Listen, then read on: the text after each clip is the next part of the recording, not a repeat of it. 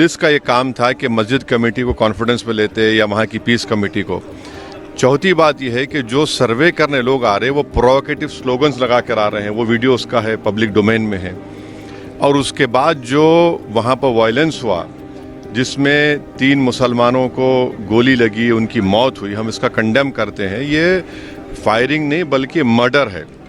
और जब से बाबरी मस्जिद राम मंदिर का जजमेंट आया, जिस बात को मैं पर्टिकुलरली कह रहा हूँ कि उस जजमेंट के बाद ये सब चीज़ें खुलेंगी और एक के बाद एक खुल रही हैं। ASI प्रोटेक्टेड मॉन्यूमेंट सब बातें कर रहे हैं, क्या ASI के कानून में नहीं है कि आप उसका रिलीजियस नेचर चेंज नहीं, कैरेक्टर चेंज नहीं कर सकते? किस बुनियाद पे कर रहे हैं ये? और आप किस बुनियाद पर अपने फेथ को दूसरों पे थोपेंगे? भाई कानून कोई चीज़ है ही नहीं है। जिस दिन कोर्ट में सुनवाई होती है उसी दिन ऑर्डर हो जाता है, उस दिन सर्वे भी हो जाता है। ये तो 1948 में ऐसे ही हुआ था बाबरी मस्जिद में। तो ये जो फायरिंग हुई है ये फायरिंग नहीं है, मर्डर है। और जो भी ऑफिसर्स इन्वॉल्व हैं उनको सस्पेंड करना चाहिए और एक सिटिंग हाई कोर्ट जज से उसकी इंक्वायरी होनी चाहिए। ये सरासर गलत है, जुल्म हो रहा है वहां पर तो संभल में।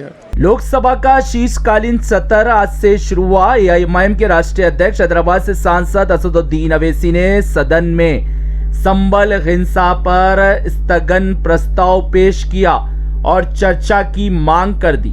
ये पहले मुस्लिम सांसद है जो संभल हिंसा पर सदन में स्थगन प्रस्ताव पेश किया चर्चा के लिए। सदन में PM मोदी, अमित शाह, राहुल गांधी और अखिलेश यादव ये सभी उपस्थित थे, लेकिन असदुद्दीन अवैसी संभल हिंसा पर चर्चा को लेकर अड़े रहे।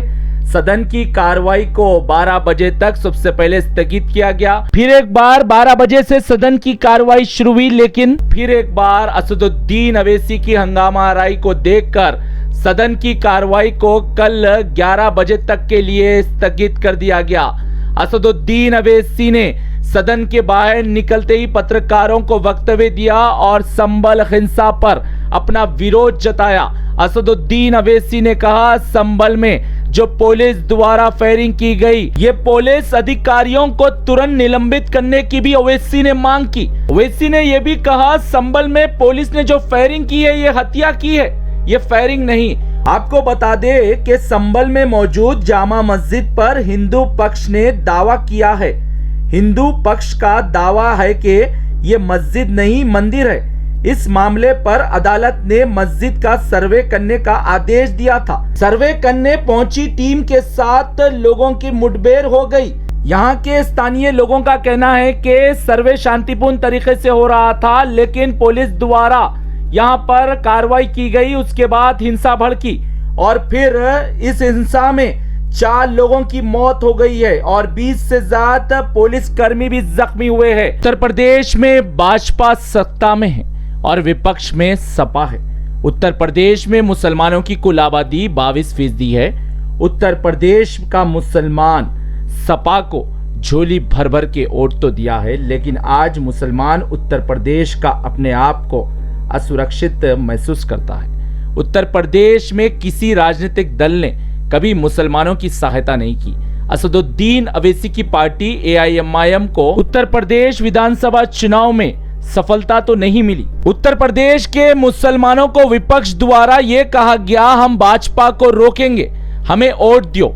मुसलमानों ने झोली भर भर के सभी विपक्षी दलों को वोट दिया भाजपा को रोकने के लिए, लेकिन सत्ता में भाजपा ही आई। लेकिन उसके बाद मुसलमानों पर जब हुआ अत्याचार, मुसलमानों के ऊपर गोलियां दागे गए, तो किसी भी दल के राजनीतिक नेता ने इसका विरोध नहीं किया, जबकि सदन में अखिलेश यादव भी उपस्थित थे। सभी विपक्षी दलों के राजनेता सदन में बैठे। थोड़ी देर के लिए ऐसा लग रहा था कि ये सभी सांसदों के मुंह में दही जम गया है, जबकि संभल एक मुस्लिम बाहुल्य क्षेत्र है और यहाँ के सांसद भी मुसलमान हैं। अखिलेश यादव की पार्टी से आते हैं। संभल हिंसा में 4 मुसलमानों की मौत हुई, लेकिन किसी भी राजनीतिक दल के सांसद ने स्थगन प्रस्ताव संसद में पेश नहीं किया। आज सदन में असदुद्दीन अवैसी एकलौते सांसद थे मुसलमान जो इसका विरोध भी जताया और असदुद्दीन अवैसी द्वारा स्थगन प्रस्ताव भी चर्चा के लिए पेश किया गया। ये सभी राजनेताओं को मुसलमानों के वोट तो चाहिए, लेकिन मुसलमान नहीं, ये साफ देखने को मिल रहा है। ब्यूरो रिपोर्ट, भारत की तरक्की।